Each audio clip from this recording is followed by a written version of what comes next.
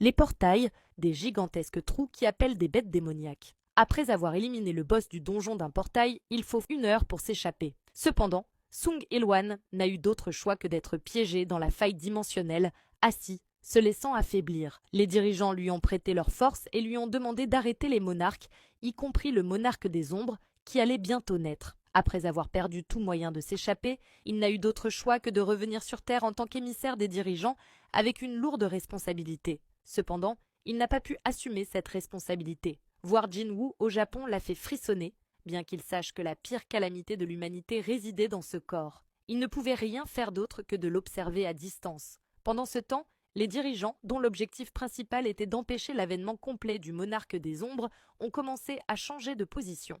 Finalement, le fragment de lumière le plus brillant lui donna un nouvel ordre: protéger le monarque des ombres. Ils avaient compris que pour stopper le plan des monarques, ils avaient besoin du pouvoir du monarque des ombres. Les seuls à pouvoir arrêter la destruction étaient les soldats du roi des dragons, qui arriveraient avant les soldats des cieux. C'était un pari énorme, sans savoir s'ils prendraient le côté des humains ou des monarques. Mais maintenant, nous connaissons les résultats. C'est pourquoi il a aidé Jin. Il dit qu'il ne voulait pas que Jin voie ce côté de lui. Jin pleure pour son père, qui lui demande s'il le détestait.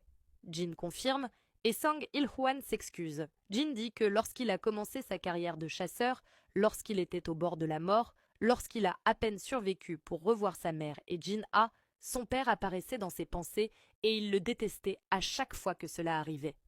Mais il lui manquait aussi. « Et toi ?» demande Jin. Il-hwan, surpris, relève les yeux. « Est-ce que je… » « Non, est-ce que nous t'avons manqué ?» demande Jin. Les larmes inondent son visage alors qu'il dit « Vous me manquiez à chaque instant. Même si tu ne pouvais pas me voir, il était heureux de savoir qu'il pouvait le voir de loin. » Prenant appui sur son pied, il se lève et serre Jin dans ses bras, lui disant qu'il a bien grandi. Jinwoo pleure et serre le poing en demandant si ce sont les dirigeants qui le contrôlent et se débarrassent de lui. Mais Il-hwan répond qu'ils lui ont simplement donné une opportunité. Il a choisi de le protéger et il ne regrette rien. La main de Jin s'ouvre et il serre de nouveau son père dans ses bras alors qu'il s'efface, lui disant qu'il voulait parler davantage. Il voulait rester avec lui plus longtemps.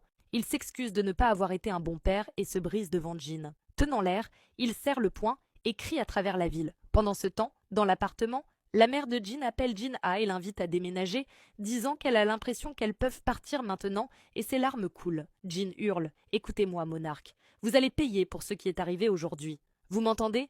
Alors que ce fou parle dans le vide, cet arc prend fin. Abonne-toi pour la suite.